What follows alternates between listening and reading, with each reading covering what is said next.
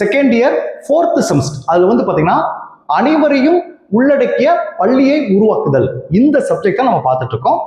இந்த சப்ஜெக்ட்ல நம்ம யூனிட் 2 பார்த்துட்டு இருக்கோம். சரிங்களா? அந்த யூனிட் 2ல என்ன கொஸ்டின் பார்த்துருக்கோம் அப்படி பாத்தீங்கன்னா உள்ளடக்கிய கல்வியை அளித்தலில் உள்ள தடைகள். இந்த கொஸ்டின் தான் நம்ம பார்த்துட்டு இருக்கோம். இந்த கொஸ்டின்ல வந்து பாத்தீங்கன்னா இப்ப உள்ளடக்கிய கல்வியை அளித்தல் உள்ள தடைகள் வந்து பாத்தீங்கன்னா 3 தடைகள் இருக்குன்னு நான் சொல்லியிருந்தேன். அதாவது மனப்பான்மை சார்ந்த தடைகள், அமைப்பு முறை சார்ந்த தடைகள், 3 வந்து கட்டமைப்பு அல்லது அணுகல் தன்மை சார்ந்த தடைகள் சொல்லி 3 தடைகள் இருக்குன்னு நான் சொல்லியிருந்தேன். இப்போ லாஸ்ட் கிளாஸ்ல அந்த ஃபர்ஸ்ட் தடைகள் இருக்கு பார்த்தீங்களா, மனப்பான்மை சார்ந்த தடைகள். இதை வந்து நம்ம லாஸ்ட் கிளாஸ்ல பார்த்துட்டோம். ரெண்டாவதா இருக்கு பார்த்தீங்களா அமைப்பு முறை சார்ந்த தடைகள். அதை பத்தி தான் இன்னைக்கு நம்ம பார்க்க போறோம். சரிங்களா? அதை நம்ம பார்க்கறதுக்கு முன்னாடி நம்மளுடைய இந்த BEd second year 4th semester குரூப்ல புதுசா ஜாயின் பண்றதுக்கு நிறைய பேர் கால் பண்றீங்க. நீங்க எப்படி ஜாயின் பண்ணணும்னா என்னுடைய மொபைல் நம்பர் 9159084262 இந்த நம்பருக்கு நீங்க கால் பண்ணுங்க. நம்முடைய கிளாஸ்ல நீங்க எப்படி ஜாயின் பண்ணலாம் சொல்லி நான் உங்களுக்கு டீட்டெயிலாக சொல்லிடுவேன். அதே மாதிரி புதுசா ஜாயின் பண்ணவங்களுக்கும் நான் இதுவரைக்கும் நடந்த அந்த பழைய கிளாஸ் நோட்ஸ் எல்லாமே நான் அனுப்பிச்சுடுவேன். சரிங்களா? நான் அனுப்புற நோட்ஸ் வந்து பாத்தீங்கன்னா நீங்க எக்ஸாமுக்கு எப்படி எழுதமோ அந்த மாதிரி எல்லாமே நான் பாயிண்ட் வைஸா கன்வெர்ட் பண்ணி முக்கியமான விஷயத்துல உங்களுக்கு பாக்ஸ் போட்டு கொடுத்துருப்பேன். நீங்க கிளாஸை கவனிச்சுட்டு நான் அனுப்புற நோட்ஸ் நீங்க படிச்சீங்கன்னா உங்களுக்கு ஈஸியா புரிஞ்சிடும். ஓகே, இப்போ வந்து பாத்தீங்கன்னா இந்த அமைப்பு முறை சார்ந்த தடைகள். ஃபர்ஸ்ட் அமைப்பு முறை சார்ந்த தடைகள்னா அந்த இன்ட்ரோடக்ஷன் பார்த்துட்டு அதுக்கு பிறகு அதுல என்னென்ன பாயிண்ட்ஸ் இருக்கு நான் சொல்றேன். இப்ப அமைப்பு முறை அப்படின்றது அவங்க என்ன குறிப்பிடுறாங்க பாத்தீங்கன்னா இந்த பள்ளி கல்வி அமைப்பு முறை தான் குறிப்பிடுறாங்க. சரிங்களா? இப்போ இந்த பள்ளி கல்வி அமைப்பு முறை அப்படின்னா அதுல யாரெல்லாம் வர்றாங்க அப்படின்னு பாத்தீங்கன்னா பள்ளி கலைத்திட்டம் வரும். சிலபஸ் கண்டிப்பா முக்கியம். அடுத்து வந்துங்க கற்பித்தல் முறைகள் எப்படி டீச் பண்றாங்க. அடுத்து கற்றல் அடைவை மதிப்பீடு நுட்பங்கள் எப்படிலாம் தேர்வு வைக்கிறாங்க, எப்படிலாம் மாணவர்களை மதிப்பிடுறாங்க. அடுத்து வகுப்பறையின் அளவு, கிளாஸ் ரூம் எப்படி இருக்கு. அடுத்து கல்வி அமைப்பில் பங்கு பெறுவோர். கல்வி அமைப்பில் பங்கு பெறுவோர் யார் யாரு? ஆசிரியர்கள், மாணவர்கள், பெற்றோர்கள், இந்த சமுதாயம் எல்லாமே தான் பங்கேற்காங்க. சரிங்களா? இதுதான் கல்வி அமைப்பு. இந்த கல்வி அமைப்புல சிறப்பு தேவையுடைய குழந்தைகளையும் செயலாற்றல் குறைபாடுடைய குழந்தைகளையும் சேர்த்து பொதுப்பள்ளியில சொல்லித்தரணும்னா என்னென்ன தடைகள் இருக்குன்னு தான் நம்ம பார்க்க போறோம். இதைத்தான் என்ன சொல்லுவாங்கன்னா அமைப்பு முறை சார்ந்த தடைகள் அப்படின்னு சொல்லுவாங்க. இப்போ உங்களுக்கு இந்த விஷயம் புரிஞ்சிச்சா? ஓகே, இந்த அமைப்பு முறை சார்ந்த தடைகள்ல எத்தனை தடைகள் இருக்கு அப்படின்னு பார்த்தீங்கன்னா மொத்தம் 6 தலைப்புகள் இருக்கு. இந்த அமைப்பு முறை சார்ந்த தடைகள்ல 6 தலைப்பு இருக்கு. 1 கலைத்திட்டம், 2 வகுப்பறையில் ஆசிரியர் மாணவர்கள் விகிதம், 3 வகுப்பில் பயன்படுத்தப்படும் மொழி மற்றும் தகவல் தொடர்பு, 4 கல்வியில் ஈடுபடுவது ஒத்துழைப்பு, 5 நிதி தேவை, 6 அரசு கொள்கைகள். இந்த 6 இருக்கு. இந்த 6 தான் நம்ம ஃபர்ஸ்ட் பார்க்க போறோம். சரிங்களா? அதுல ஃபர்ஸ்ட் 1 கலைத்திட்டம் பார்க்க போறோம். இந்த கலைத்திட்டத்துல மொத்தம் வந்து பாத்தீங்கன்னா 6 தலைப்புகள் இருக்கு. 6 பாயிண்ட் இருக்கு. இந்த கலைத்திட்டம் அப்படின்றதுல 6 பாயிண்ட் இருக்கு. 1 பெருமளவு தடங்கள், 2 தேவைகளை நிறைவு செய்வதில்லை, 3 நெகிழ்வுத்தன்மை குறைவு, 4 கற்பித்தல் முறைகள், 5 உள்ளடக்கிய கல்வி நிபுணர்கள், 6 மதிப்பிடுதல். இந்த 6 தலைப்பு இருக்கு. அது ஒவ்வொன்றா பார்ப்போம். ஃபர்ஸ்ட் பெருமளவு தடங்கள்லாம் என்ன? இந்த சிறப்பு தேவையுடைய குழந்தைகளையும் செயலாற்றக்கூடிய குழந்தைகளையும் பொதுப்பள்ளியில சேர்க்கும் போது பெருமளவு தடங்கள் ஏற்படுது. என்ன தடங்கள் ஏற்படுது பாருங்க. எந்த ஒரு கல்வி அமைப்பிலும் கலைத்திட்டம் என்பது உள்ளடக்கிய கல்வியை செயல்படுத்துவதில் பெருமளவு தடங்களை ஏற்படுத்தக்கூடியதாக இருக்கு. ஒரு கலைத்திட்டம் வந்து பாத்தீங்கன்னா இப்போ வந்து செயலாற்றல் புரிஞ்சுக்கிற தன்மை குறைவா இருக்க ஒரு மாணவன் வகுப்பறைக்கு வரான். புரிஞ்சுக்கிற தன்மை அதிகமா இருக்க மாணவரும் வகுப்பறைக்கு வரான். அவனுக்கு 2 பேருக்குமே ஒரே கலைத்திட்டம் தான். இவனுக்கு செயலாற்றல் கம்மியா இருக்கு, இவன் வந்து சிறப்பு தேவையுடைய குழந்தை, இவனுக்கு வந்து கலைத்திட்டம் குறைச்சாங்களா? குறைக்கல. அப்ப 2 பேருக்குமே ஈக்குவலா இருக்கு. அப்ப அதுல உடல் ரீதியா பாதிக்கப்பட்டவன் அந்த கலைத்திட்டத்தை அவன் படிக்கிறது சிரமப்படுறான். அதுதான் என்ன சொல்றேன்னா பெருமளவு தடங்கள் கலைத்திட்டத்தை ஏற்படுது சொல்றாங்க. 2வது பாருங்க, தேவைகளை நிறைவு செய்வதில்லை. நம் நாட்டில் கலைத்திட்டம் என்பது பலதரப்பட்ட கற்போரது தேவைகளை வந்து நிறைவு செய்வதாக இல்லை அப்படின்னு சொல்றாங்க. 3 நெகிழ்வுத்தன்மை குறைவு. கலைத்திட்டத்தில் குறைந்த அளவே நெகிழ்வுத்தன்மை உள்ளது. நான் சொன்ன பாத்தீங்களா, குறைபாடுள்ள குழந்தைகளுக்கு வந்து சிலபஸ் வந்து கம்மியா கொடுக்குறோமா? கிடையாது. அவங்களுக்கு அதே தேர்வு தான். நார்மலா படிக்கிற குழந்தைகளுக்கு அதே தேர்வு தான். அதான் பாருங்க, கலைத்திட்டத்தில் குறைந்த அளவே நெகிழ்வுத்தன்மை உள்ளது. உள்ளூர் நிலைமைகளுக்கு ஏற்றவாறு மாற்றி அமைத்துக் கொள்ளவோ அல்லது ஆசிரியர்கள் பரிசோதித்து புதிய அணுகுமுறைகளை கற்பித்தலில் கையாளவோ சொற்பளவிலே இடம் உள்ளதுன்னு சொல்றாங்க. 4வது பாயிண்ட பாருங்க, கற்பித்தல் முறைகள். இதை வந்து பாருங்க, கற்பித்தல் முறைகள் மாணாக்கரை மையமாக கொண்டிருக்க வேண்டுமே தவிர பாடமைய அணுகுமுறை மையமாக கொண்டிருக்க கூடாது.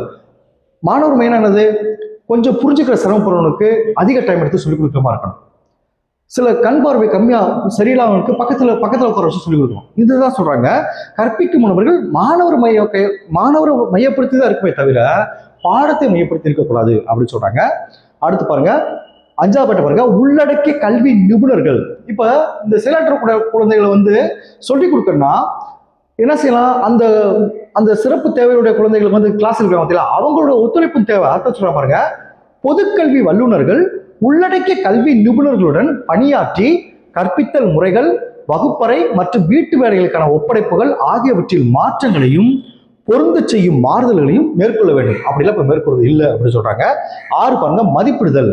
6வது பாயிண்ட் பாருங்க, மதிப்பிடுதல் மாணவர்கள் எவ்வாறு கற்கின்றனர், தாம் கற்றறிந்த அறிவையும் புரிந்து கொள்பவற்றையும் எவ்வாறு வெளிப்படுத்துகின்றனர் ஆகியவற்றை மதிப்பிடுதல் போதிய நெகிழ்வுத்தன்மை கொண்டதாக இருத்தல் வேண்டும்.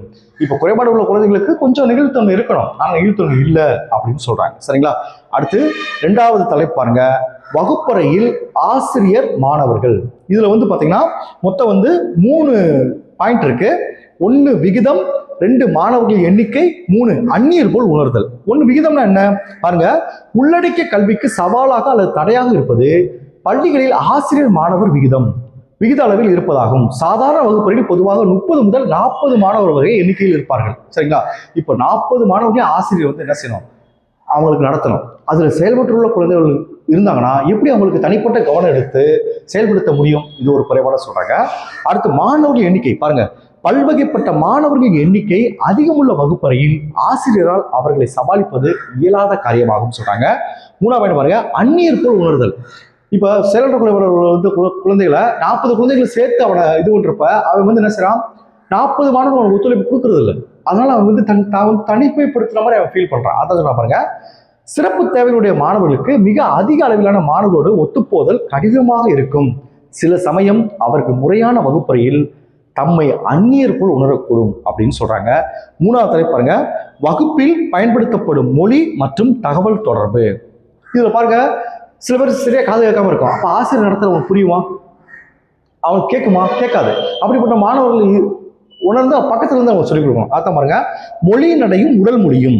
இதுல ஃபர்ஸ்ட் பாயிண்ட் மொழி நடையும் உடல் மொழியும். இதுல பாருங்க, பல குறைபாடுடைய குழந்தைகள் வகுப்பறையில் ஆசிரியர் பயன்படுத்தும் மொழி நடையையும் அவர்கள் உடல்சார் மொழியையும் புரிந்து கொள்வதை சிரமமாக உணர்கின்றனர் அப்படின்னு சொல்றாங்க. 2வது பாயிண்ட் பாருங்க, பாகுபாட்டிற்கு வழிகொள்கிறது. இதன் காரணமாக இப்படி இருக்கனால பாகுபாட்டுக்கு வழிகொள்கிறது. இதன் காரணமாக இத்தகைய மாணவர்களிடம் வந்து ஆசிரியர்கள் குறைவான அடைவை எதிர்பார்க்க தொடங்குகின்றனர். இது இறுதியில் பாகுபாட்டிற்கு வழிகொள்கிறதுன்னு சொல்றாங்க. அடுத்த 4வது பாயிண்ட் பாருங்க, ஈடுபாடு உரையோடு ஒத்துழைப்பு. இந்த கல்வி அமைப்புல யாரெல்லாம் இருக்காங்க பாருங்க, உள்ளடக்கிய கல்வியோடு தொடர்புடைய மற்றொரு சவால் வந்து பார்த்தீங்கன்னா நிர்வாகிகள், ஆசிரியர்கள், சிறப்பு கல்வி ஆசிரியர்கள், பள்ளி அலுவலர்கள் மற்றும் உதவியாளர்கள், பெற்றோர்கள், மாணவர்கள் இவர்களுடைய ஒத்துழைப்பு இருந்தால் தான் அந்த சிறப்பு தேவையுடைய குழந்தைகளையும் சிறப்பாக நம்ம செயல்படுத்த முடியும் அப்படி சொல்றாங்க. ஆனா இவருடைய ஒத்துழைப்பு இல்லைன்னு சொல்றாங்க. சரிங்களா? 5வது பாயிண்ட் பாருங்க, நிதி தேவை. இப்ப பாருங்க, சிறப்பு கல்வியுடைய மாணவர்களுக்கு சிறப்பு ஆசிரியர்கள் நியமிக்கணும். அவங்களுக்கு நியமிச்சா என்ன செய்யணும், அவங்களுக்கு சம்பளம் கொடுக்கணும். இதெல்லாம் அரசாங்கத்தால செய்ய முடியல. அதைத்தான் சொன்னாங்க, நிதி தேவைன்னு சொல்றாங்க. அதான் ஒண்ணு. அதுல ஃபர்ஸ்ட் பாயிண்ட் பாருங்க, சிறப்பு ஆசிரியர்கள். பொதுக்கல்வி வகுப்பறையில் குறைபாடுடைய மாணவர்களுக்கு சேர்த்து கற்பித்தலுக்கு சிறப்பாசிரியர்கள் மற்றும் கூடுதல் பணியாளர்கள் சேவைகளை பெற்று குறைபாடுடைய மாணவர்களின் தேவைகளை நிறைவு செய்தல் தேவைப்படுகிறது. அப்ப நிதி தேவைப்படுகிறது. என்ன பண்ணுவாங்க, ஊதியம். அவர்களுக்கு ஊதியம் அளிக்க கூடுதல் நிதி தேவைப்படுகிறது. அதாவது பல்வேறு சேவைகளை இணைத்திடவும் குறைபாடுடைய மாணவர்களுக்கு தனிப்பட்ட உதவி சேவை அளிக்க நிதி தேவைப்படுகிறது. அது நிதி கிடைக்கல அப்படின்னு சொல்றாங்க. 3வது கூடுதல் நிதி. தேவைப்படும் கூடுதல் நிதியை பள்ளி நிர்வாகங்களும் மாநில கல்வித்துறைகளும் குறிப்பாக வளர்ந்து வரும் நாடுகளில் உள்ளவை பெற்றிருப்பதில்லை. 4வது தலைப்பு பாருங்க, தொழில்முறை திறன்கள். உள்ளடக்கிய கல்வி திட்டத்தை முழுவீச்சில் செயல்படுத்திட வகுப்பறை ஆசிரியர்கள் மற்றும் சிறப்பு ஆசிரியர்களது தொழில்முறை திறன்கள் மேம்படுத்த வேண்டியது. அவங்க தொழில்முறை திறன்கள் இல்லை. சிறப்பு தேவையுள்ள குழந்தைகளுக்கு வந்து எப்படி சொல்லிக் கொடுக்கணும் அவங்களுக்கு தெரியல அப்படின்னு சொல்றாங்க. 5வது பாயிண்ட் பாருங்க, மேம்பாட்டு திட்டம் தற்போது நடைபெற்று வரும் தொழில்முறை திறன்கள் மேம்பாட்டு திட்டத்திற்கு போதுமான அளவில் நிதி ஒதுக்கீடு செய்யப்படாததால் அத்திட்டம் பாதிக்கப்படும் சொல்றாங்க. அடுத்து லாஸ்ட் தலைப்பு பாருங்க, அரசு கொள்கைகள். அதுல ஃபர்ஸ்ட் பாயிண்ட் விழிப்புணர்வு குறைவு. பாருங்க, அரசு கொள்கைகளை வகுப்போர் குறைபாடுடைய குழந்தைகள் பொதுப்பள்ளிகளில் பயில்வதால் ஏற்படும் நன்மைகள் மற்றும் விழிப்புணர்வை பெற்றிராதால் அவர்கள் குறைபாடுடைய குழந்தைகளுக்கு சிறப்பு பள்ளிகளில் கல்வி அளித்திடும் கொள்கைகளை வடிவமைத்து அத்தகைய குழந்தைகளை முதன்மை கல்வி நீரோட்டத்திலிருந்து தனிமைப்படுத்துகிறான்னு சொல்றாங்க. என்ன பாருங்க, சாத்தியமற்றதாகிறது. எனவே பொதுப்பள்ளிகளில் உள்ளடக்கிய கல்வியை நடைமுறைப்படுத்தல் சாத்தியப்பட்டதாகிறது சொல்றாங்க. சரிங்களா? தேங்க்யூ.